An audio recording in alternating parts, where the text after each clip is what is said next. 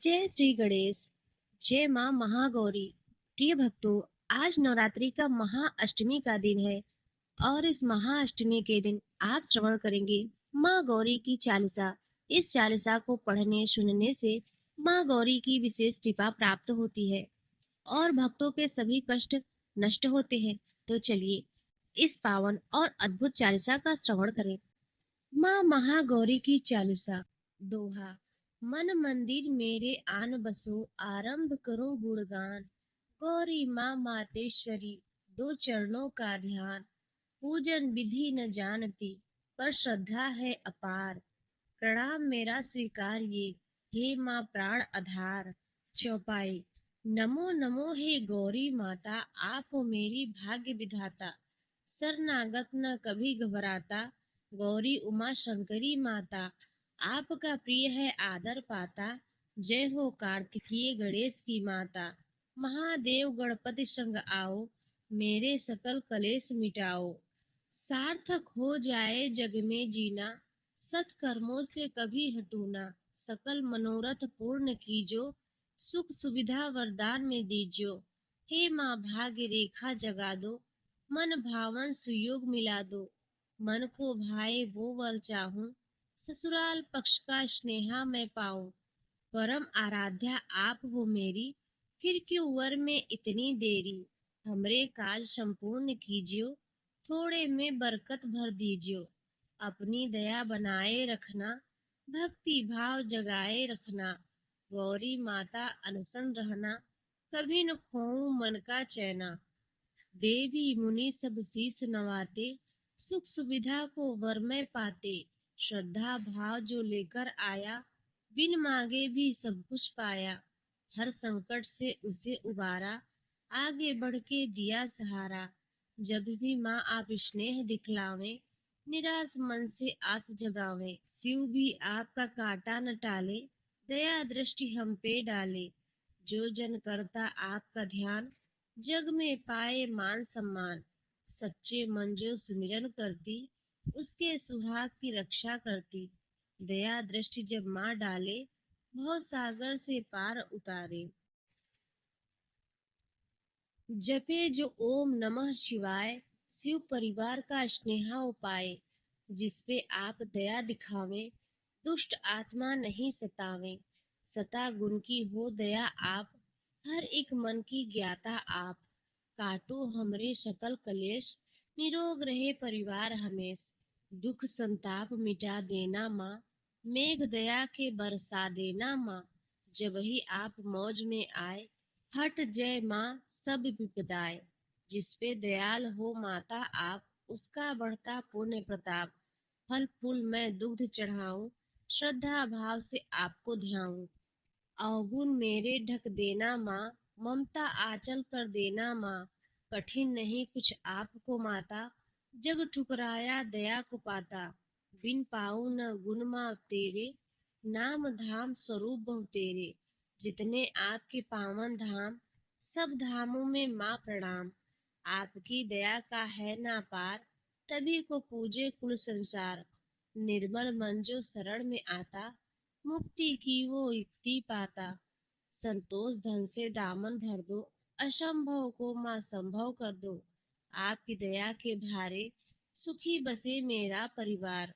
आपकी महिमा अति निराली, भक्तों के दुख हरने वाली। मनोकामना पूर्ण करती, मन की दुविधा पल में हरती। चालीसा जो भी पढ़े सुनाया, सुयोग वर वरदान में पाए। आशा पूर्ण कर देना माँ, सुमंगल साखी वर देना माँ। चौपाई। गौरी माँ विनती करूं, आना आपके द्वार। ऐसी माँ कृपा कीजिए, हो जाए उद्धार। ही शरण में, दो चरणों का ध्यान। ऐसी माँ कृपा कीजिए, पाऊं मान सम्मान।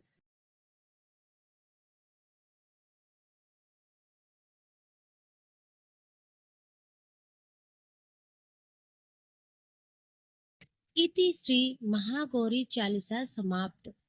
प्रिय भक्तों, अब आइए सुनते हैं श्रीमद् देवी भागवत महापुराण के अंतिम 9वें दिन श्रीमद् की देवी कथा। भागवत महापुराण में कुल 12 स्कंद हैं और ये 12 स्कंद की कथाएं नवरात्रि के 9 दिन तक सुनाई जाती हैं, इसलिए आज नवरात्रि का अंतिम दिन है और इसलिए आज 9वें दिन की कथा में आप तीनों स्कंद की कथाएं सुनेंगे।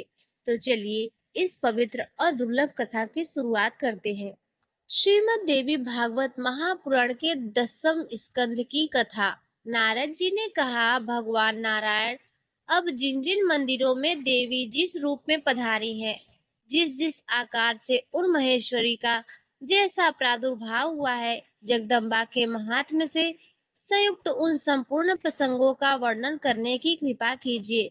भगवान नारायण कहते हैं, महर्षि, सर्वप्रथम जगत के आदि कारण महान तेजस्वी लोक पितामह ब्रह्मा जी भगवान श्री हरि की नाभि कमल से प्रकट हुए थे।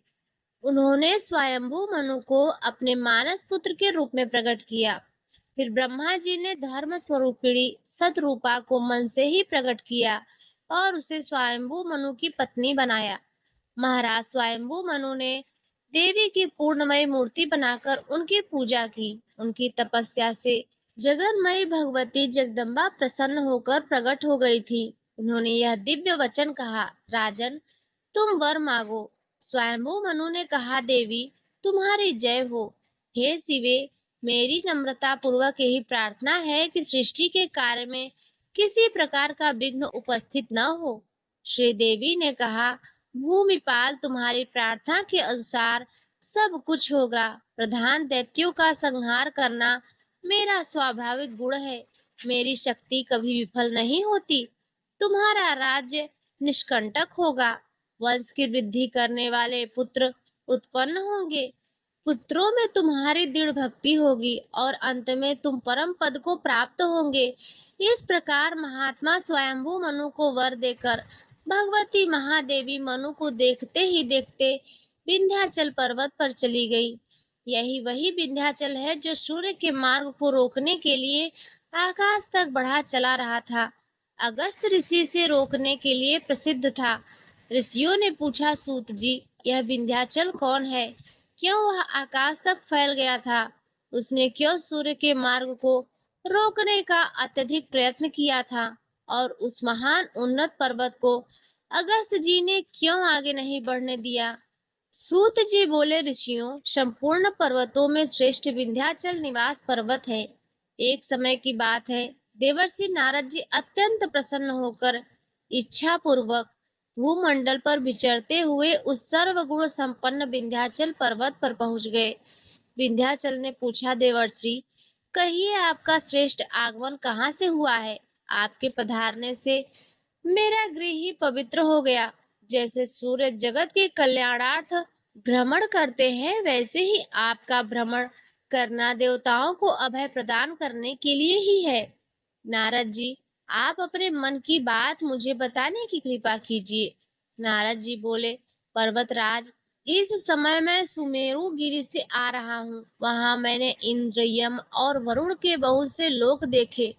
पर्वतराज विंध्य, वहां मैंने नाना प्रकार के भोग प्रदान करने वाले देवताओं को भी देखा है। तदंतर नारद जी ने हिमालय तथा सुमेरु पर्वत की महिमा तथा प्रशंसा की। उसे सुनकर विंध्य के मन में ईर्ष्या उत्पन्न हो गई। उसने सोचा, यह सूर्य ग्रहों और नक्षत्रों से उत्पन्न होकर सुमेरुगिरी की प्रदक्षिणा करते हैं। इसी कारण यह पर्वत अपने को सर्वश्रेष्ठ मानता है। अब मैं अपने ऊंचे शिखरों से इस सूर्य के मार्ग को रोक लूंगा। तब देखूंगा कि रुके हुए यह सूर्य किस प्रकार उनकी परिक्रमा करते हैं। यो विचार करके विंध्यगिरि ने अपने शिखरों को आकाश तक फैलाया। वह महान उत्तम शिखर सूर्य के संपूर्ण मार्गों को रोककर प्रतीक्षा करने लगा कि कब सूर्य उदय हो और कब मैं उसे रोकूं। रात्रि व्यतीत हो गई और विमल प्रभात काल आ गया। सूर्य अपनी किरणों से अंधकार को दूर करने लगे। पूर्वांचल पर उदय होने के लिए उनकी झलक मिलने लगी, किंतु सूर्य आगे नहीं बढ़ सके। उन्हें पता लगा कि सुमेरु से स्पर्धा करके विंध्य पर्वत ने उनके मार्ग को रोक दिया है। सूर्य बड़ी चिंता करने लगे, परंतु उन्हें मार्ग नहीं मिला। इस प्रकार प्रजा के लिए असमय में ही विनाश का कारण उपस्थित हो गया। समस्त जगत में हाहाकार मच गया। सूत जी कहते हैं, ऋषियों, देवताओं ने बैकुंठ में जाकर लक्ष्मीकांत देवाधिदेव भगवान श्री हरि के दर्शन किए और इस महान संकट से रक्षा की याचना की। भगवान श्री हरि ने कहा, महानुभाव देवताओं, भगवती माया के उपासक परम तेजस्वी अगस्त्य मुनि इस समय काशी में विराजमान है। विंध्य पर्वत के उत्कर्ष को वहीं रोक सकेंगे। तुम वहां जाओ और परम प्रतापी द्विज श्रेष्ठ अगस्त्य को प्रसन्न करके उनसे इस विषय में याचना करो। सूत जी कहते हैं, ऋषियों, इस प्रकार भगवान विष्णु से आदेश प्राप्त करके वे प्रधान देवता संदेह रहित होकर नम्रता पूर्वक काशी को गए। मुनिवर अगस्त्य अपने पवित्र आश्रम में विराजते थे। समस्त देवता दंड की भांति उनके चरणों में गिरकर बार बार प्रणाम करने लगे। वे बोले, महर्षि, विंध्य पर्वत ने सूर्य के मार्ग को रोक लिया। इससे त्रैलोक में हाहाकार मच गया है। अतः आप अपनी तपस्या के प्रभाव से उस पर्वत की वृद्धि को रोकने की कृपा करें। सूत जी कहते हैं, ऋषियों, द्विज श्रेष्ठ अगस्त्य मुनि ने उनसे कहा, मैं आप लोगों का यह कार्य पूर्ण करूंगा। मुनि अगस्त्य जी काशी से बाहर निकल गए। सती लोपामुद्रा उसके साथ थी। अपनी तप रूपी विमान पर चढ़कर उन्होंने आधे निमेष में ही मार्ग तय कर लिया। आगे जाकर देखा, विंध्य पर्वत के अत्यंत ऊंचे होकर आकाश को रुद्ध रखा है। मुनि को सब उपस्थित देखकर विंध्य कांपने लगा। वह अपने समस्त अभिमान को पूर्ण रूप से त्याग कर मुनि से कुछ प्रार्थना करने के विचार से उनके सम्मुख पृथ्वी की भांति विनयावनत होकर गया और उनको साष्टांग प्रणाम करके कहने लगा। उस समय नम्र चेष्टा वाले उस विंध्य नामक महान पर्वत को इस रूप में पड़े देखकर मुनि अगस्त जी के मुख पर प्रसन्नता छा गई। उन्होंने उससे कहा, वत्स, तुम तब तक ऐसे ही लेटे रहो तब तक जब मैं लौट कर ना आऊं। बेटा, मैं तुम्हारे शिखर पर चढ़ने में असमर्थ हूँ। इस प्रकार कहकर मुनि अगस्त जी दक्षिण दिशा की ओर जाने के लिए तैयार हो गए। विंध्य पर्वत के शिखर पर चढ़कर क्रमशः नीचे पृथ्वी पर उतर आए और वहां से दक्षिण को चले। मार्ग में उन्हें श्रीशैल पर्वत दृष्टि गोचर हुआ। उन्होंने उसके मलयगिरी पर जाकर अपना आश्रम बना लिया और सदा के लिए वहीं रहने का निश्चय कर लिया। विंध्य पर जो देवी पधारी थी वह मंत्रों के द्वारा पूजित हुई। साक्षात वही देवी जगत में विंध्यवासिनी के नाम से प्रसिद्ध है। सूत जी कहते हैं, ऋषियों, दुष्कृष्टों को संहार करने वाला यह चरित्र परम पावन है। अगस्त्य और विंध्य पर्वत के इस उपाख्यान के प्रभाव से पापों का क्षय हो जाता है। भक्ति पूर्वक इसका श्रवण करने से इप्सित पुरुषों के सभी मनोरथ पूर्ण होते हैं। इस प्रकार स्वयंभू मनु ने भक्ति पूर्वक देवी की आराधना करके अपने मनवंतर भर पृथ्वी पर राज्य किया।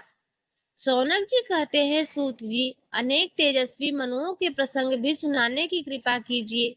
सूत जी बोले, हे संतो, इसी प्रकार अन्य मनुओं का प्रादुर्भाव सुनने के विचार से नारद जी ने क्रमशः भगवान नारायण से पूछा था। नारद जी ने कहा, सनातन प्रभु, मुझे मनु का प्रसंग सुनाने की कृपा कीजिए। तब भगवान नारायण ने कहा, महामुने, प्रथम स्वयंभू मनु के प्रियव्रत और उत्तानपाद नामक दो महान तेजस्वी पुत्र हुए। स्वरोचित द्वितीय मनु कहते हैं। स्वरोचित मनु प्रियव्रत के पुत्र हैं। ये मनु यमुना के तट पर रहकर वृक्षों के पत्तों के आधार पर तपस्या करने लगे। भगवती की मृणमयी मूर्ति बनाकर भक्ति पूर्वक उनकी उपासना करने लगे। उन देवेश्वरी ने संतुष्ट होकर स्वरोचित मनु को संपूर्ण मनवंतर का राजा बना दिया। तदंतर अपने मनवंतर काल पर्यंत राज्य भोग कर स्वर्ग को चले गए। इसके बाद प्रियव्रत पुत्र श्रीमान उत्तम तीसरे मनु हुए थे। उसमें भक्ति पूर्वक उत्तम स्रोत का पाठ करके श्री देवी का स्तवन करने के फल स्वरूप निष्कंटक राज्य तथा दीर्घजीवी संतान प्राप्त की। चौथे मनु का नाम तामस मनु हुआ। उनके पिता प्रियव्रत थे। भगवती महेश्वरी के नाम बीज मंत्र का इसमें जप किया गया। उनकी प्रसन्नता प्राप्त करके तामस मनु ने शांति पूर्वक निष्कंटक विस्तृत राज्य भोगा। रैवत को पांचवा मनु कहा जाता है। ये तामस मनु के छोटे भ्राता थे। यमुना के तट पर रहकर इन्होंने काम बीज सहित मंत्र का जाप किया। इसके द्वारा देवी की आराधना करने से रैवत मनु को अपना समृद्धशाली उत्तम राज्य तथा जगत में सर्वत्र सिद्धि प्राप्त करने वाला बल प्राप्त हो गया। भगवान नारायण कहते हैं, नारद, इसके बाद भगवती जगदम्बा की अत्यंत गुप्त एवं उत्तम महात्म सुनो। राजा अंग के उत्तम पुत्र का नाम चाक्षुष था। वे छठे मनु हुए। चाक्षुष मनु तपस्या करने के विचार से विरजा नदी के तट पर चले गए और उन्होंने कठिन तपस्या आरंभ कर दी। वे सरस्वती बीज के जप में संलग्न हो गए। परमेश्वरी भगवती जगदम्बा ने उन्हें साक्षात दर्शन दिए। श्रीदेवी बोली, राजेंद्र, मैं इस मनवंतर का राज्य तुम्हें दे चुकी हूँ। इसके सिवा महान पराक्रमी तथा श्रेष्ठ गुण वाले अनेक पुत्र तुम्हें प्राप्त होंगे। भगवती उन्हें उत्तम वर देकर तुरंत अंतर्ध्यान हो गई। वहीं राजा भगवती जगदम्बा की कृपा से उनका आश्रय लेकर छठे मनु हुए। इस प्रकार चाक्षुष मनु भगवती की उपासना करके मनुओं में प्रतिष्ठित होकर राज्य भोगने के पश्चात अंतः में देवी के परम धाम को चले गए। इस प्रकार यहाँ श्रीमद् देवी भागवत महापुराण का 10वां स्कंद समाप्त हुआ। प्रिय भक्तों, अब आइए सुनते हैं श्रीमद् देवी भागवत महापुराण के 11वें स्कंद की कथा। जय माँ जगदम्बे। नारद जी ने कहा, भगवान, आपने भगवती जगदम्बा के परम आश्चर्यजनक उत्तम चरित्र का वर्णन किया है, प्रभु, जिसमें भगवती प्रसन्न होकर सदा अपने भक्तों की रक्षा करती हैं। अब मैं वह सदाचार सुनना चाहता हूँ, बताने की कृपा कीजिए। भगवान नारायण कहते हैं, तत्वज्ञानी नारद, सुनो, अब मैं उस सदाचार का क्रमशः वर्णन करता हूँ जिसके अनुष्ठान से देवी प्रसन्न हो जाती हैं। उदय से मस्तक तक प्रतिदिन धर्मशाला में सत्कर्म में लगे रहना चाहिए, क्योंकि माता पिता पुत्र स्त्री और बंधु बांधवों को कोई भी आत्मा की सहायता नहीं कर सकती। केवल एक धर्म ही सहायक रूप में साथ देता है। धर्म में आचार प्रधान दीपक का रूप धारण करके मुक्ति का मार्ग दिखाता है। अपने कर्म से ज्ञान की वृद्धि होती है। हे मनुष्य, श्रुति और स्मृति दो नेत्र हैं। पुराण को तीसरा नेत्र कहा गया है। इन तीनों की वाणी ही धर्म है। रात्रि के चौथे प्रहर उठकर ब्रह्म का ध्यान करें। वीरासन से बैठकर ध्यान करना चाहिए। इसके बाद जो दीपक के समान हृदय में विराजमान है, उन भगवान का ध्यान करें। विवेकी पुरुष के मन में यह धारणा बनी रहती है कि मेरे हृदय में परमावश्यक परम विराजमान है। भगवान नारायण कहते हैं, नारद, वेद अपने 6 अंगों सहित क्यों न ध्यान किए गए हों, आचारहीन व्यक्ति को वे पवित्र नहीं कर सकते। गायत्री जप के समान श्रेष्ठ कार्य इस लोक तथा परलोक में दूसरा कुछ नहीं है। उच्चारण करने वाले की यह रक्षा करती है, इसीलिए इसका नाम गायत्री पड़ा है। पाद और 3 व्याहृतियां इसके साथ सदा रहने चाहिए। ब्राह्मण प्राणायाम के समय प्राण, अपान और समान, इन 3 वायुओं को संयम में रखें। वह शक्ति संपन्न होकर अपने धर्म पालन में निरत रहते हुए निरंतर वैदिक मंत्र का जप करें। सगरुह गायत्री मंत्र का जप करना चाहिए। केवल ध्यान के समय अगर्व का प्रयोग किया जाता है। रुद्राक्ष का बड़ा महात्म है, जो अपने कंठ में 32, मस्तक पर 40, दोनों कानों पर 6, दोनों हाथों में 12, दोनों भुजाओं में 16, शिखा में 1 तथा वक्ष स्थल पर 108 रुद्राक्षों को धारण करता है। वह स्वयं भगवान नीलकंठ समझा जाता है। अहो, रुद्राक्ष की कितनी महिमा है, इसका मैं वर्णन नहीं कर सकता। अतएव सम्यक प्रकार से प्रयत्न करके रुद्राक्ष की माला धारण करनी चाहिए। नारद जी ने कहा, रुद्राक्ष सबसे श्रेष्ठ माना जाता है, इसका क्या कारण है, सो बताने की कृपा कीजिए। तब भगवान बोले, मुनि, प्राचीन समय की बात है। यही विषय स्वामी कार्तिकेय ने भगवान शंकर से पूछा था।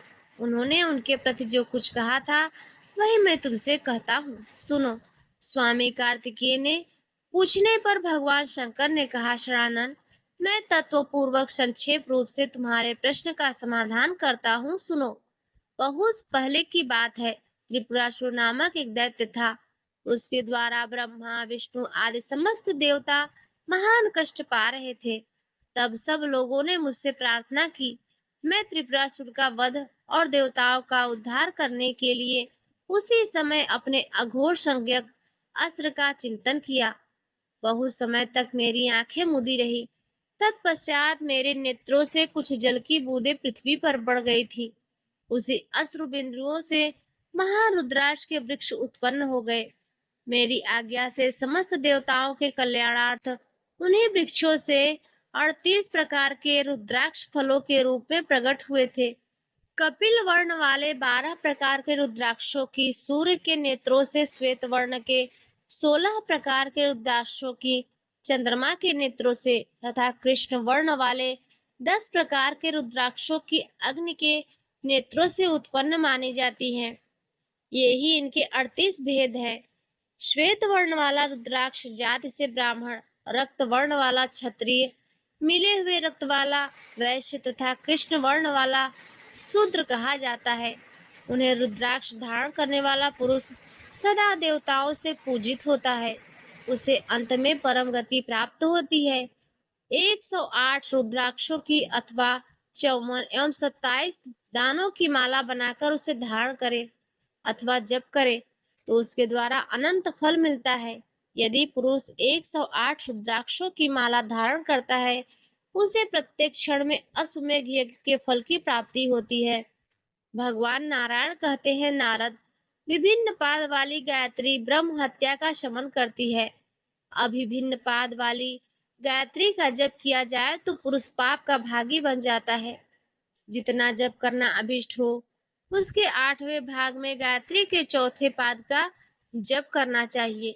इस प्रकार जप करने वाले द्विज को ज्ञानी समझना चाहिए। वह सायुज्य पद का अधिकारी हो जाता है। विद्वान को जल में खड़े होकर कभी भी गायत्री का जप नहीं करना चाहिए, क्योंकि कुछ महर्षियों का यह कथन है कि यह यज्ञ मुखी कहलाती है। संध्या कर्म समाप्त करके स्वयं अग्निहोत्र भी करें। होम करने के पश्चात सावधान होकर 5 देवताओं की पूजा करनी चाहिए। वे 5 देवता हैं भगवती, शिवा, शंकर, गणेश, सूर्य और विष्णु। पुरुष सूक्त, व्याहृति, मूल मंत्र तथा षोडशोपचार मंत्र से पूजा की जा सकती है। मंडल के मध्य भाग में भवानी की पूजा होनी चाहिए। ईशान कोण में माधव की, अग्नि कोण में गिरिजापति शंकर की, नेतृत्व कोण में गणेश की और वायव्य कोण में सूर्य की प्रतिष्ठा करके पूजा करें। 16 प्रकार के उपचारों से 16 ऋचाओं का पाठ करके मनुष्य इन देवताओं को वस्तुएं अर्पण करे। सर्वप्रथम देवी की पूजा करके क्रमशः अन्य देवताओं का पूजन करना चाहिए, क्योंकि देवी की पूजा से बढ़कर पुण्य कहीं भी दिखाई नहीं देता। इसीलिए संध्याओं में संध्या की उपासना की जाती है। अच्छत से भगवान विष्णु की, तुलसी से गणेश की, दुर्वा से दुर्गा की और केतकी पुष्प से शंकर की पूजा कभी भी नहीं करनी चाहिए। मालती, चमेली, पुन्नाग, किसुक, करवीर, शिशुपा, अपराजिता, अगस्त्य, मंदार, सिंधुआर, पलाश, दूर्वा, बिल्वपत्र, कुश की मंजरी, फल की, माधवी, मंदार का पुष्प, केतकी, करंज, कदम, नाग केसर, चंपा, जूही और तगारी पुष्प भगवती को अत्यंत प्रिय है। गुलगुल से भवानी के लिए धूप और तिल के तेल से दीपक प्रज्वलित करना चाहिए। इस प्रकार देवी की पूजा करके मूल मंत्र का जप करें। बुद्धजन पूजा समाप्त करने के बाद ही वेद के अध्ययन में तत्पर हों। नारद जी ने कहा, करुणानिधे, अब आप गायत्री की शांति के प्रयोगों का संक्षिप्त रूप से वर्णन कीजिए। भगवान नारायण कहते हैं, नारद, तुमने यह बहुत ही बड़ा गोपनीय विषय पूछा है। गुरुजनों को चाहिए कि क्षीर वाले समाधियों से 1000 गायत्री का जप करके हवन करे। वे समिधाएं समी की हों। इससे बहुत से रोग और ग्रह का अंकुर हो जाते हैं। अथवा संपूर्ण भौतिक रोगों की शांति के लिए द्विज क्षीर वाले वृक्ष अर्थात पीपल, गूगल, पाकर एवं वट की समिधा से हवन करें। जप और होम के पश्चात हाथ में जल लेकर उससे सूर्य का तर्पण करें। इससे शांति प्राप्त होती है। जानु पर्यंत जल में रहकर गायत्री का जप करके पुरुष संपूर्ण दोषों को शांत कर सकता है। कंठ पर्यंत जल में जप करने से प्राणकारी भय को दूर हो जाता है। सभी प्रकार की शांति के लिए जल में डूबकर गायत्री का जप करना चाहिए, ऐसा कहा जाता है। स्वर्ण, चांदी, तांबा, मिट्टी अथवा किसी क्षीर वाले काष्ठ के पात्र में रखे हुए पंचगव्य द्वारा प्रज्वलित अग्नि में क्षीर वाले वृक्ष की समिधाओं से 1000 गायत्री का मंत्र उच्चारण करके हवन करें। प्रत्येक आहुति के समय मंत्र का पाठ करके पात्र में रखे हुए 5 गव्य से समिधा को स्पर्श कराकर हवन करें। 1000 बार ऐसा ही करता रहे। हवन के पश्चात 1000 गायत्री मंत्र पढ़कर पात्र में अवशिष्ट पंचगव्य का अभिमंत्रण करें और फिर मंत्र का स्मरण करते हुए पुष्पों द्वारा उस पंचगव्य से वहां के स्थान का प्रोक्षण करें। इसके बाद वहीं बलि लिए हुए इष्ट देवता का ध्यान करें। यह करने से अभिचार से उत्पन्न हुई कृत्या और पाप का नाश हो जाता है। जो इस प्रकार करता है, देवता, भूत और पिशाच उसके वश में हो जाते हैं। भूमि पर चतुष्कोट मंगल लिखकर उसके मध्य भाग में गायत्री मंत्र पढ़कर त्रिशूल गाड़े। इससे भी पिशाचों के आक्रमण से पुरुष बच सकता है। अथवा सब प्रकार की शांति के लिए पूर्वोक्त कर्म ही गायत्री की 1000 मंत्र से अभिमंत्रित करके त्रिशूल गाड़े। वही स्वर्ण, चांदी, तांबे अथवा मिट्टी का नवीन दिव्य कलश स्थापित करे। उस कलश में छिद्र नहीं होना चाहिए। उसे वस्त्र से वेष्टित कर दे। बालू से बनी हुई वेदी पर उसे स्थापित करे। मंत्र, अग्नि, पुरुष जल से उस कलश को भर दे। फिर श्रेष्ठ द्विज चारों दिशाओं के तीर्थों का उसमें आवाहन करे। इलायची, चंदन, कपूर और जायफल, गुलाब, मालती, बिल्वपत्र, विष्णुक्रांता, देवदारू, यव, तिल, सरसों तथा क्षीर वृक्ष अर्थात पीपल, गूलर, पाकर एवं वट के कोमल पल्लव उस कलश में छोड़ दे। उसमें 27 पुष्पों से निर्मित एक पुष्प रख दे।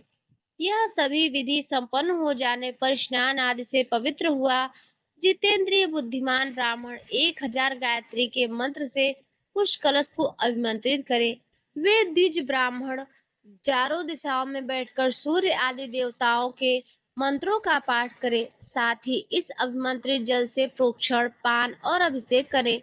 इस प्रकार की विधि संपन्न करने वाला पुरुष भौतिक रोगों और अभिचारों से मुक्त होकर परम सुखी हो जाता है। इस अभिषेक के प्रभाव से मृत्यु के मुख में गया हुआ मानव भी मुक्त हो जाता है।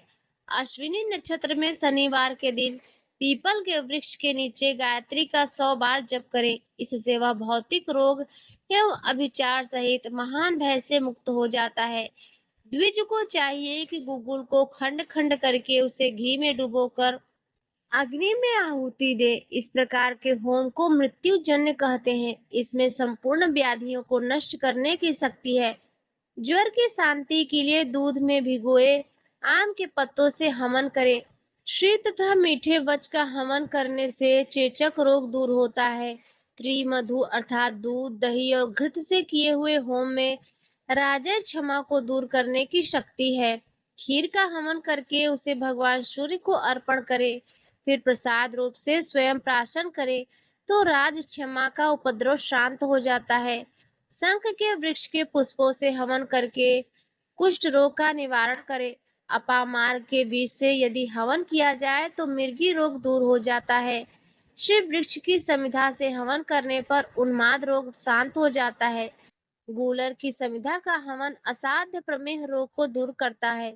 महुआ अथवा ईख के रस से हवन करके पुरुष प्रमेह रोग को शांत कर सकता है।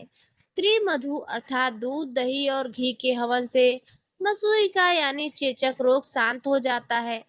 पीले तिलों के घृत से हवन करके भी मसूरी का रोग शांत किया जा सकता है। गूलर, वट और पीपल की समिधा से हवन करके गाय, घोड़े और हाथी के रोग दूर करें। बिजली गिरने और भूकंप आदि के लक्षित होने पर जंगली वृक्षों की संध्या से 7 दिनों तक हवन करें। ऐसा करने से राष्ट्र में राज्य सुख विद्यमान रहता है। गायत्री का जप करके कुश से स्पर्श करता हुआ पुरुष भौतिक रोग और व्याधि आदि से भय से रोगों से मुक्त कर देता है। अभिमंत्रित जल का पान करके भूत प्रेत आदि के उपद्रवों से मुक्त हो जाते हैं। भूत आदि उपद्रव को शांत करने के लिए गायत्री मंत्र का स्वर उच्चारण करके अभिमंत्रित किए हुए भस्म को सिर पर धारण करें। यदि स्वयं ऐसा करने में असक्त हो तो दक्षिणा देकर ब्राह्मणों द्वारा करवाने की चेष्टा करें। तदंतर पुष्टि, श्री और लक्ष्मी की प्राप्ति के लिए द्विज को चाहिए कि पुष्पों की आहुति दे। लक्ष्मी चाहने वाला पुरुष लाल पुष्पों से हवन करे, इससे उसे लक्ष्मी प्राप्त हो जाती है। 1 सप्ताह तक लाल कमल की 100 आहुतियां देने पर स्वर्ण की प्राप्ति होती है। गायत्री मंत्र का उच्चारण करके सूर्य का तर्पण करने से जल में छिपा हुआ सोना पुरुष प्राप्त कर लेता है। केवल दूध पीकर गायत्री का जप करता रहे, इससे 1 सप्ताह में वह मृत्यु पर विजय प्राप्त कर लेता है। यदि मौन रहकर बिना कुछ खाए पिए जप करे तो 3 रात में यम के पास से मुक्त हो जाता है। आयु, आरोग्य और लक्ष्मी चाहने वाले को 3 महीने तक जप करना चाहिए। आयु, लक्ष्मी, पुत्र, स्त्री और यश की कामना वाला 4 माह तक जप करे। पुत्री, आयु, आरोग्य, लक्ष्मी और विद्या इनकी कामना करने वाले को 5 महीने तक 1000 के नियम से जप करने का विधान है। यो जितने जितने मनोरथ अधिक हों, उसी के क्रम से महीने की संख्या भी बढ़ानी चाहिए। इस प्रकार श्रीमद् देवी भागवत महापुराण के 11वां स्कंध यहाँ समाप्त हुआ। प्रिय भक्तों, अब आइए सुनते हैं श्रीमद् देवी भागवत महापुराण के 12वें और अंतिम स्कंध की कथा। जय माँ जगदम्बे। नारद जी ने कहा, प्रभु आपने चांद्रायण आदि व्रत बतलाए हैं, वे बड़ी दुस्साध्य मालूम होते हैं। अतः अब कोई ऐसा उपाय बतलाइए जिसे प्राणी सुखपूर्वक कर सके। तब भगवान नारायण बोले, मुने अन्य कोई अनुष्ठान किया जाए अथवा न किया जाए, किंतु यदि द्विज केवल गायत्री का ही अनुष्ठान कर ले तो वह कृत्य हो जाता है। मुने तीनों संध्याओं में भगवान सूर्य को अर्घ देना चाहिए और गायत्री का जप करना आवश्यक है। प्रतिदिन 3000 जप करने वाले पुरुष को देवता लोग आदर देते हैं। न्यास करे अथवा न करे, किंतु गायत्री का जप तो अवश्य करे। निष्कपट वृत्ति से सच्चिदानंद स्वरूपिणी भगवती का ध्यान करके जप करना चाहिए। नारद, इसके लिए गायत्री कवच नामक एक अत्यंत गुह्य उपाय है। इसका पाठ करने और उसको धारण करने से मनुष्य संपूर्ण पापों से छूट जाता है। उसकी सारी अभिलाषाएं पूर्ण हो जाती हैं और वह स्वयं देवी का रूप बन जाता है। नारद, इस गायत्री कवच के ब्रह्मा, विष्णु और महेश्वर ये 3 ऋषि हैं। ऋक, यजुस, साम और अथर्व ये 4 छंद हैं। पर ब्रह्म देवता है। यह गायत्री परम कलाओं से संपन्न कही गई है। अब साधकों को अभीष्ट प्रदान करने वाला ध्यान कहता हूँ। मैं तत्व और वर्ण स्वरूपिणी भगवती गायत्री का भजन करता हूँ। वे मोती, मूंगा, स्वर्ण, नीलमणि तथा प्रभा से युक्त 5 मुखों से सुशोभित हैं। 3 नेत्रों से उनके मुखों की अनुपम शोभा होती है। उनके मुकुट चंद्रमा से संपन्न है। वे अपने हाथों में अभय और वर मुद्रा, अंकुश, पास, शुभ कपाल, रस्सी, शंख, चक्र और 2 कमल धारण करती हैं। पूर्व दिशा में गायत्री मेरी रक्षा करें, दक्षिण में सावित्री रक्षा करें तथा पश्चिम में ब्रह्म संध्या, उत्तर दिशा में भगवती सरस्वती मेरी रक्षा करें। भगवती पार्वती पर्वतीय दिशा अग्निकोण में, अग्नि और जल में व्यापक रहने वाली देवी उन दिशाओं में तथा राक्षसों को भय उत्पन्न करने वाली भगवती यातधानी राक्षसों की दिशाओं में नेतृत्व कोण में मेरी रक्षा करे। वायु को आनंद प्रदान करने वाली भगवती पावमानी के द्वारा उस दिशा यानी वायव्य कोण में मेरी रक्षा हो। रुद्र रूप धारण करने वाली भगवती रुद्र रूपी ईशान कोण में मेरी रक्षा करे और वैष्णवी देवी नीचे की ओर से मेरी रक्षा करे। इस प्रकार भगवती भुवनेश्वरी 10 दिशाओं में मेरे संपूर्ण अंगों की रक्षा करें। तत्पद मेरे पैरों की, सवितु मेरी जांघों की, वरेण्यम कटी देश की, बरघस नाभि की, देवस्य हृदय की, धीमहि दोनों कपोलों की, धियो नेत्रों की, यो ललाट की, नह मस्तक की, तथा प्रचोदयात पद मेरी शिखा की रक्षा करे। त मस्तक की, स ललाट की, वी दोनों नेत्रों की, तू रेफ युक्त दोनों कपोलों की, व नासापुट की, रे मुख की, ड़ ऊपर के ओष्ठ की, य नीचे के ओष्ठ की, म रेफ युक्त मुख्य मध्य की, भ ठुड्डी की, ग कंठ की, डे कंधों की, व दाहिने हाथ की, श बाएं हाथ की, धी हृदय की, म उदर की, ही नाभि की, धी कमर की, य गुह्य अंग की, ये दोनों उरु की, न घुटनों की, प्रजाघों की, चो गुल्फ की, द दोनों पैरों की, और यात यह व्यंजन मेरे संपूर्ण अंगों की सदा रक्षा करे। भगवती गायत्री का यह दिव्य कवच सैकड़ों बाधाओं को दूर करने वाला है। इसकी कृपा से 64 प्रकार की कलाएं प्राप्त हो जाती हैं। साथ ही यह मोक्षदायक भी है। इसके पढ़ने अथवा सुनने से भी 1000 गोदान का फल मिलता है।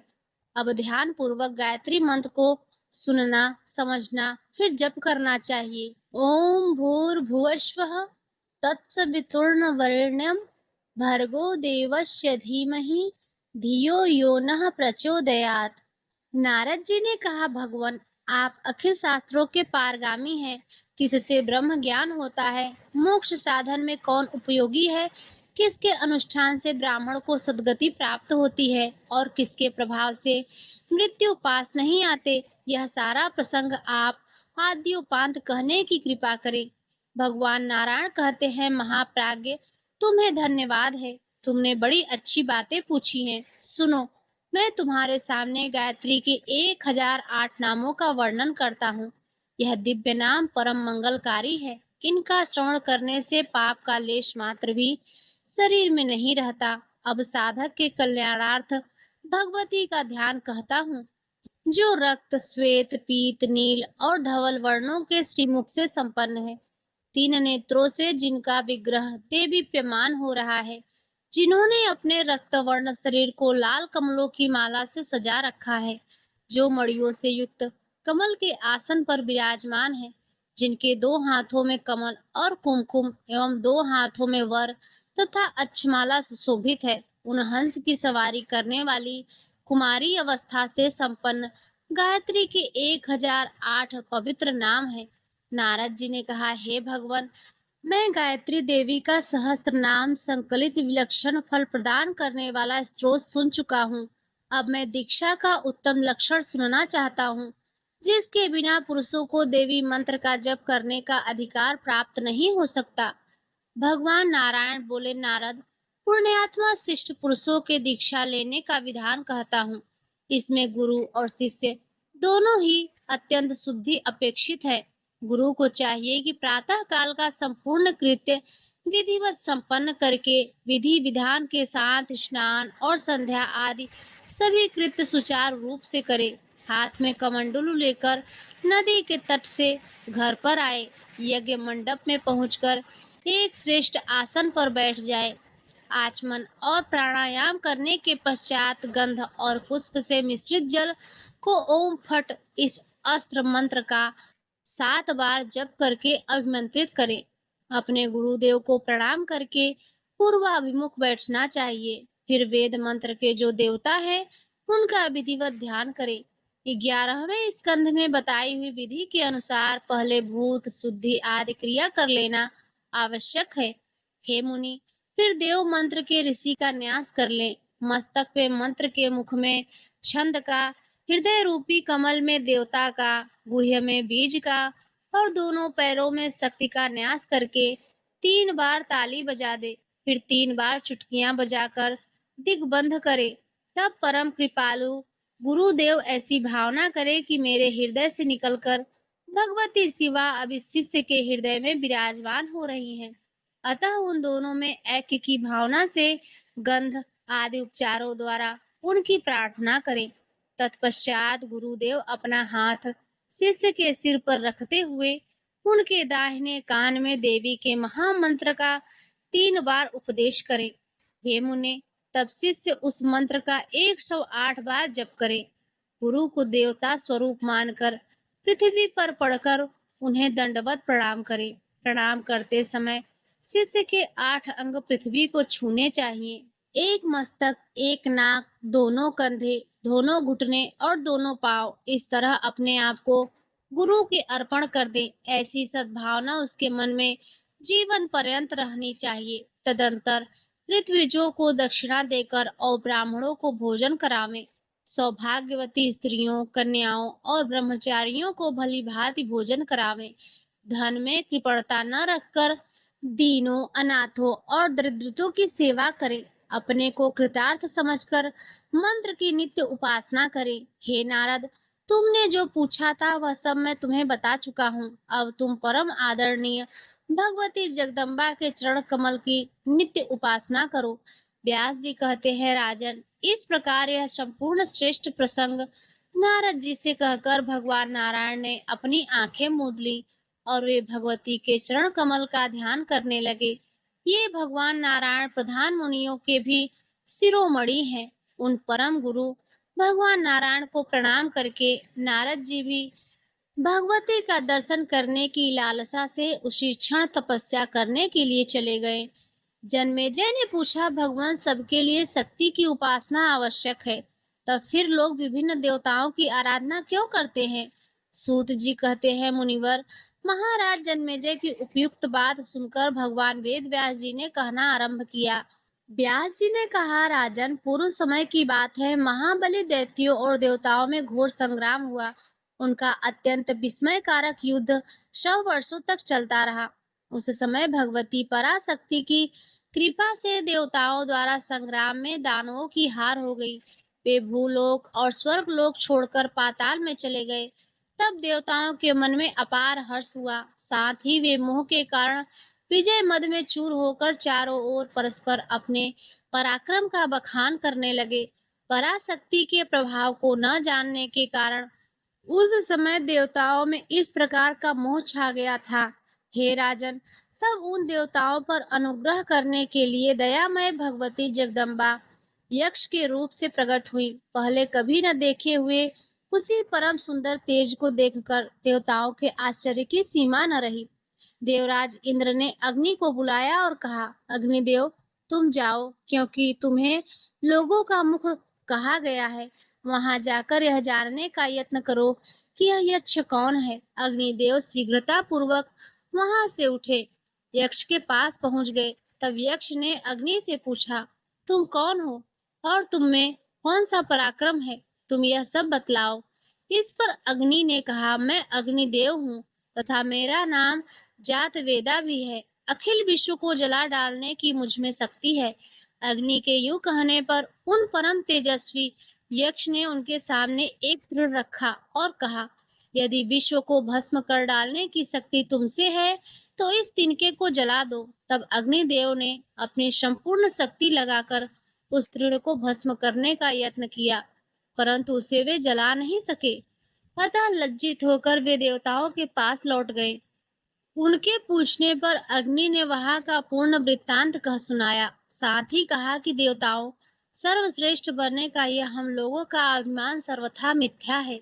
इसके बाद इंद्र ने वायु को बुलाकर उससे कहा, हे वायु, तुमसे यह सारा जगत ओतप्रोत है। तुम जाकर पता लगाओ कि यह यक्ष कौन है। वायु तुरंत ही यक्ष के समीप गए। वायु को देखकर यक्ष के मधुर वाणी से कहा, तुम कौन हो और तुम में कौन सी शक्ति है? मेरे सामने सब बताने की कृपा करो। उस यक्ष का वचन सुनकर वायु ने अभिमान से कहा, मैं मातृश्वा हूँ।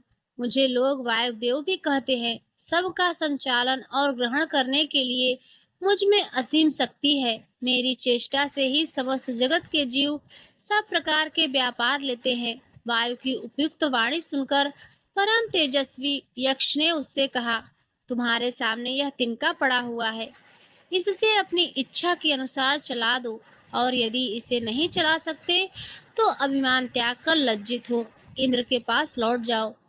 यक्ष का कथन सुनकर पवन देव अपनी संपूर्ण शक्तियों से उन तिनकों को उड़ाने लग गए, परंतु उड़ना तो दूर रहा, वे उस तृण को अपने स्थान से जरा सा भी हिला न सके। तब वे लज्जित होकर वहां से उन्होंने गर्व को दूर करने वाली सारी बातें उनसे कह सुनाई। तब संपूर्ण देवताओं ने इंद्र से कहा, देवराज, आप हम लोगों के स्वामी हैं, अतः यक्ष के संबंध में पूरी जानकारी प्राप्त करने के लिए आप ही प्रयत्न कीजिए। यह सुनकर इंद्र बड़े अभिमान से यक्ष के पास गए। वे उसके पास पहुंचते ही थे कि वह तेजस्वी यक्ष उसी क्षण अंतर्ध्यान हो गया। अब देवराज इंद्र के मन में लज्जा की सीमा न रही। यक्ष ने उनसे बात तक नहीं की। इससे इंद्र बड़ी आत्मग्लानि का अनुभव करने लगे।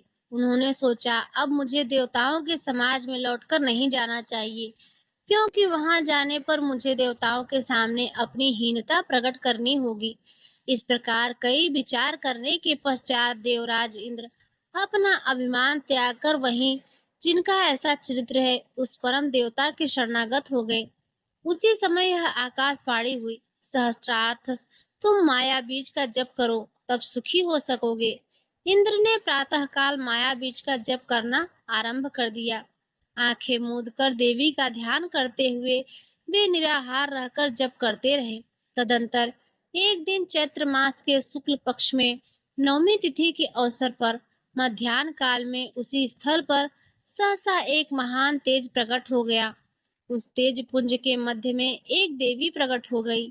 प्रातः कालीन सूर्य के समान अरुण कांति से वह शोभा पा रही थी। उनके दर्शन करते ही इंद्र का अंतःकरण प्रेम से गदगद हो गया। उनकी आंखों में प्रेम अश्रु और शरीर में रोमांच आ गया। भगवती जगदीश्वरी के चरणों पर दंड की भांति पड़कर उन्होंने प्रणाम किया। अनेक प्रकार के स्रोतों द्वारा भगवती की स्तुति की। दया के समुद्र की वह देवी कहने लगी, हे इंद्र, ब्रह्मा विष्णु और महेश्वर ये त्रिगुणात्मक कहे गए हैं। रजोगुण की अधिकता से ब्रह्मा, सत्वगुण की अधिकता से विष्णु और तमोगुण की अधिकता से रुद्र के नाम से प्रसिद्ध होते हैं। स्थूल देह वाले ब्रह्मा कहलाते हैं, सूक्ष्म शरीर वाले विष्णु, कारण देहधारी रुद्र कहलाते हैं और तीनों से परे एक चतुर्थ रूप धारण करने वाली मैं ही हूँ, जिसे साम्यावस्था कहते हैं। वह सर्वांतर्यामी रूप मेरा ही है। इसके ऊपर जो पर ब्रह्म रूप है वह मेरा ही निराकार रूप है। निर्गुण और सगुण मेरे दो प्रकार के रूप कहे जाते हैं। माया शक्ति रहित निर्गुण है, माया शक्ति युक्त सगुण। वही मैं संपूर्ण जगत की सृष्टि करके उसके भीतर भली भांति प्रविष्ट हो निरंतर जीवों को कर्म और शास्त्र के अनुसार प्रेरणा करती रहती हूँ। ब्रह्मा विष्णु और कारणात्मक रुद्र को मेरे द्वारा ही सृष्टि स्थिति और प्रलय करने की प्रेरणा प्राप्त होती है। पवन मेरे भय से प्रभावित होकर मेरा भय मानकर सूर्य आकाश में गमन करता है। उसी प्रकार इंद्र अग्नि और यम मुझसे भयभीत रहकर ही अपने कर्तव्य का संपादन करते हैं। क्योंकि मैं सर्वोत्तम सर्वशक्तिमती हूँ, मेरी कृपा से ही तुम दोनों लोगों को सब प्रकार से विजय प्राप्त हुई है। तुम सभी काठ की पुतली के समान हो और मैं सबको नचाने वाली हूँ। मैं कभी तुम देवताओं की विजय कराती हूँ तो कभी दैत्यों की। मैं स्वतंत्र हूँ, अपनी इच्छा के अनुसार यह सब करती रहती हूँ, परंतु उनके प्रारब्ध पर मेरा ध्यान अवश्य रहता है। तुम लोग अभिमानवश मुझ सर्वात्मिका माया की शक्ति को भूल गए थे। तुम्हारी बुद्धि अहंकार से आवृत हो गई थी। दुस्तर माया की तुम पर गहरी छाप पड़ चुकी थी, अतः तुम पर अनुग्रह करने के लिए मेरा ही अनुत्तम तेज सहसा यक्ष के रूप से प्रकट हुआ था।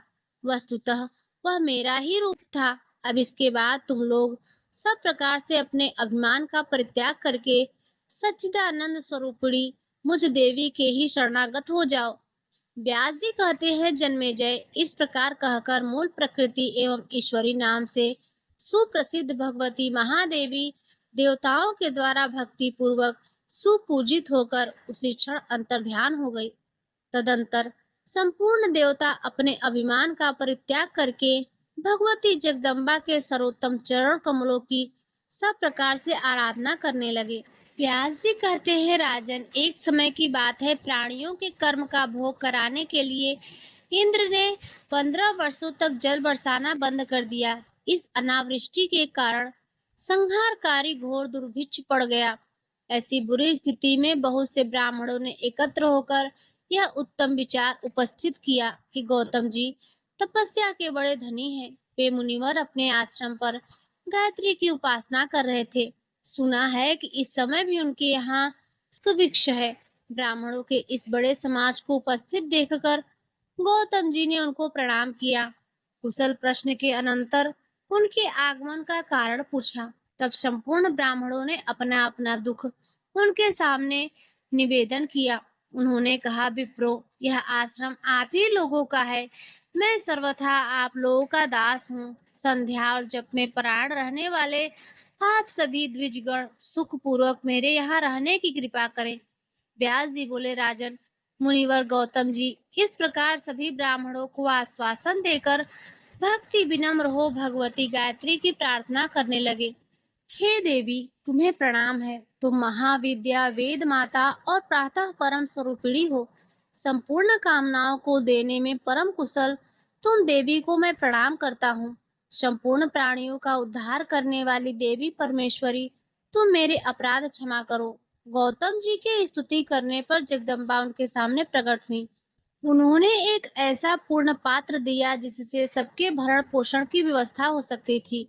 हे राजन, उस समय उस पात्र से प्राप्त अन्नों के इतने ढेर लग गए मानो पर्वत हो। उस समय मुनिवर गौतम जी ने संपूर्ण मुनियों को बुलाकर उन्हें प्रसन्नता पूर्वक धन, धान्य, वस्त्र, भूषण आदि समर्पण किए। उनके द्वारा गाय, भैंस आदि पशु तथा सुख सुखी आदि यज्ञ की सामग्रियां जो सब की सब भगवती गायत्री के पूर्ण पात्र से निकली थी, आए हुए ब्राह्मणों को प्राप्त हुई। सभी लोग एकत्रित होकर गौतम जी की आज्ञा से यज्ञ करने लगे।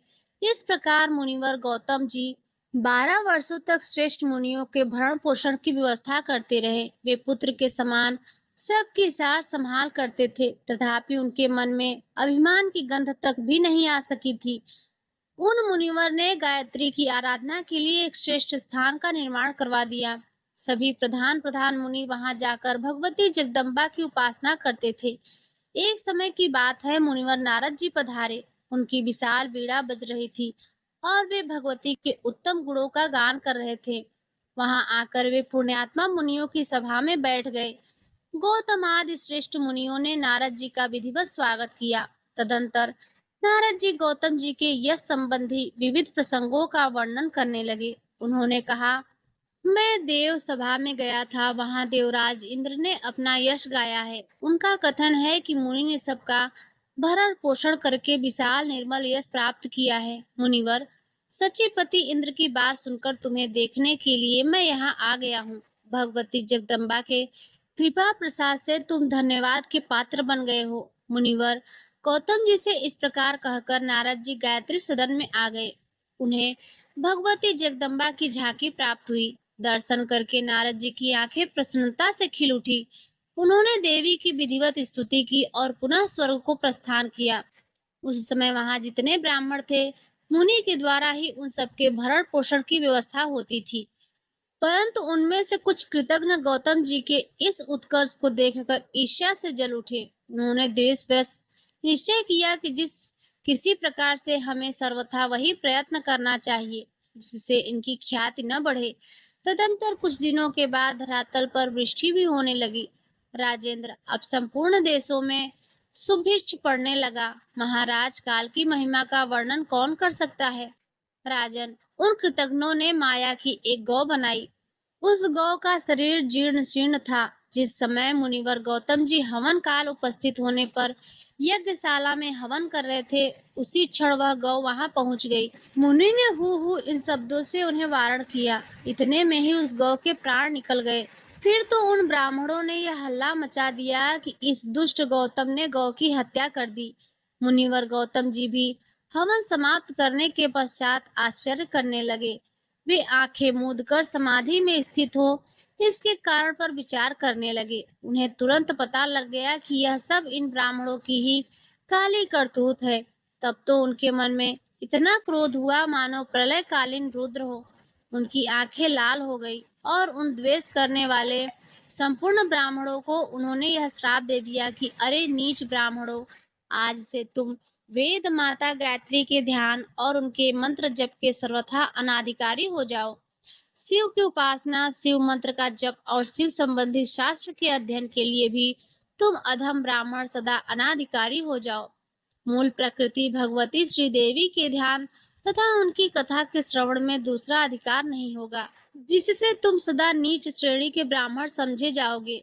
गौ आदि दान और पितरों के श्राद्ध से ब्राह्मणों, अधम तुम विमुख हो जाओ। अरे अधम ब्राह्मणों, वेद का विक्रय करने वाले तथा तीर्थ एवं धर्म बेचने में लगे हुए नीच व्यक्तियों को जो गति मिलती है वही तुम्हें प्राप्त हो। गायत्री नाम से प्रसिद्ध मूल प्रकृति भगवती जगदम्बा का अवश्य ही तुम पर महान कोप है, अतः तुम लोगों को अंधकूप आदि नर्क कुंडों में वास करना पड़ेगा। तदंतर श्राप से दग्ध होने के कारण उन ब्राह्मणों ने जितना वेद अध्ययन किया था वह सब का सब विस्मृत हो गया। गायत्री मंत्र भी उनके लिए अनावृत हो गया। वे सब एकत्र होकर अत्यंत पश्चाताप करने लगे।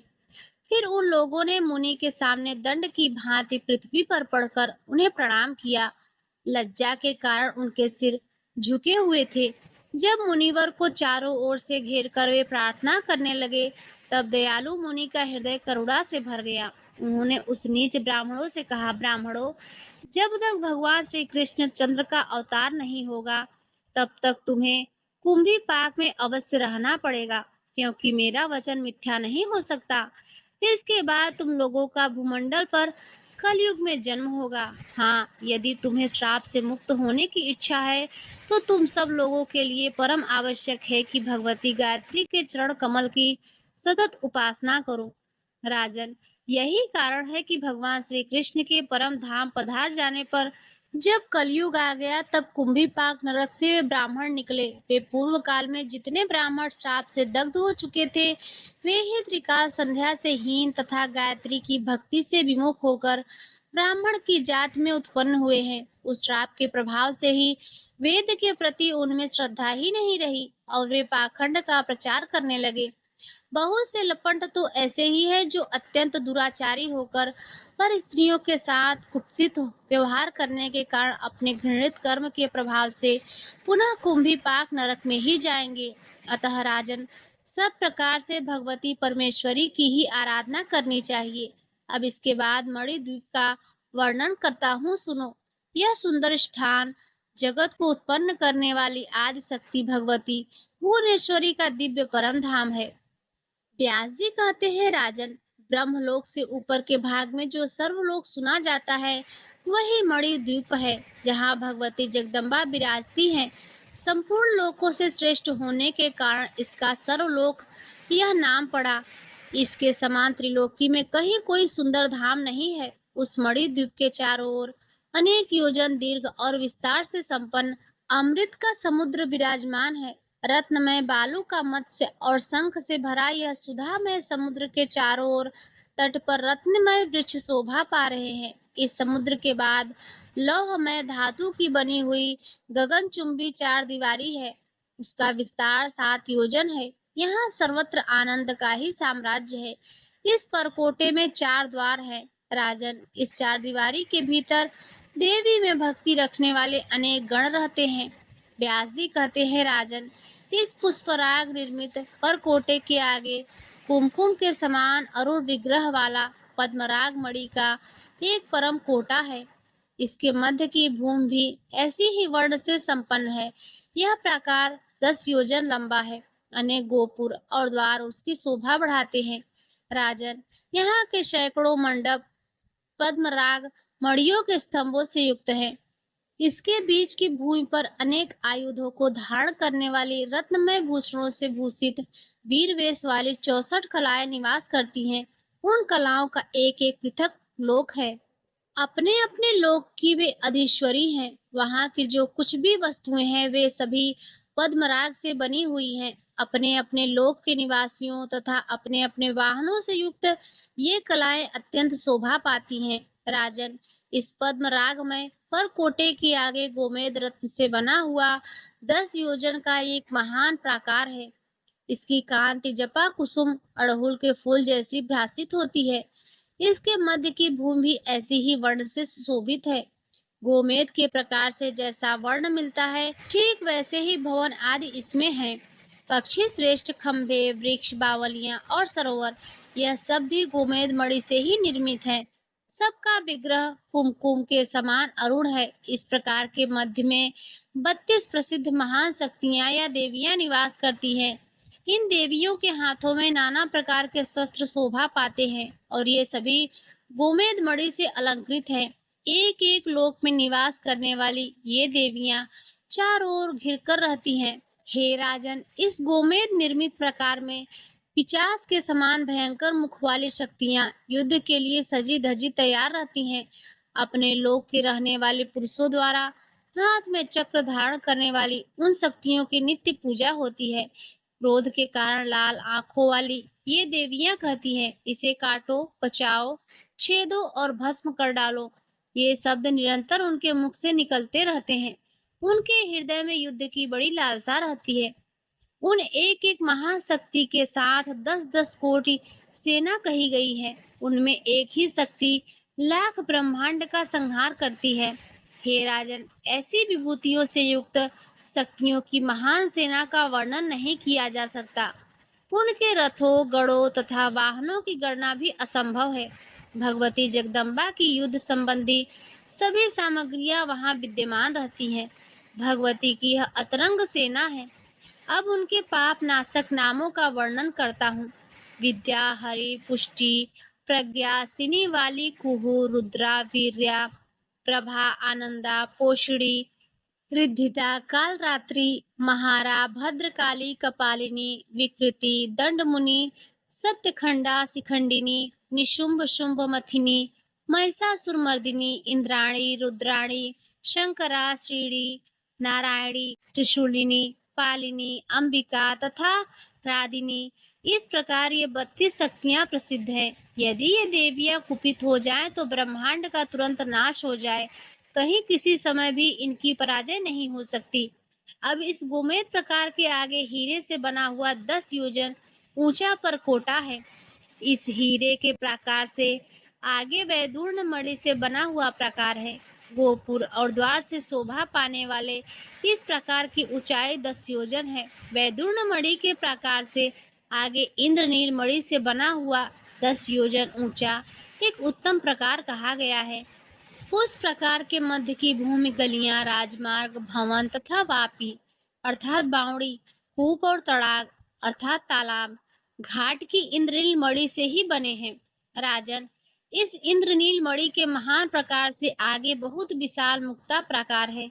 इस मुक्ता प्राकार से आगे महामरकत मणि से बना हुआ एक दूसरा प्राकार है, 10 योजन दीर्घ। इस प्रकार को सभी प्रकारों से श्रेष्ठ कहा गया है। इस प्रकार में भगवती भुवनेश्वरी की एक विशाल 6 कोण वाला यंत्र है। कोण पर रहने वाले देवताओं के नाम बतलाता हूँ, सुनो। पूर्व कोण में चतुर्मुख ब्रह्मा भगवती गायत्री के साथ विराजते हैं। परम आदरणीय भगवती गायत्री भी उन्हीं आयुधों में हाथ में लिए हुए हैं। इन 9 रत्नमय प्राकार से आगे चिंतामणि निर्मित एक विशाल मंदिर है। वहां रहने वाली सभी वस्तुएं चिंतामणि से बनी हुई हैं। व्यास जी कहते हैं, निष्पाप राजन, तुमने जो जो पूछा था वह सब मैं तुम्हें कह सुनाया। भगवती महादेवी का यह पुराण परम अद्भुत है। इसे सुनकर मनुष्य कृतकृत्य हो जाता है।